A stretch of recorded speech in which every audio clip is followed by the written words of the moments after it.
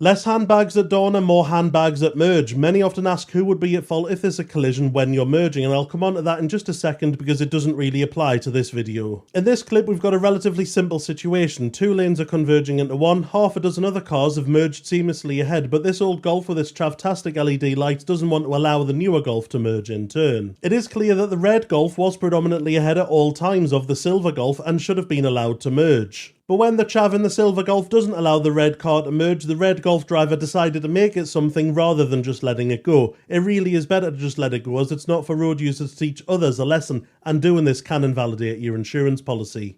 The moment that you start retaliating, it becomes road rage, which means what you're doing is intentional and your insurance policy covers you for accidental damage, not intentional damage. But if we forget about the road rage for a second, who would be at fault if there's a collision when you're merging? As merging in turn is the act of lanes converging under shared alternating priority, usually the cars that are predominantly ahead will win liability if there's evidence of that. If it's one person's word against the other without any evidence, then 50-50 is the usual outcome due to the lack of evidence in it being one person's word against the other. Obviously you have a duty of care to avoid a collision if you can. If you can avoid it, that is what you should do. But that's the usual outcome depending on the evidence if the collision is unavoidable. If there had been a collision between these two vehicles, however, during their little tit for tat, and one of them had obtained this video footage from the witness, they'd both be up creek without a paddle. The insurance companies for both vehicles would just withdraw their cover because the incident would have been road rage and neither of them would be covered for a road rage incident. Lovely jubbly, sound as a pound.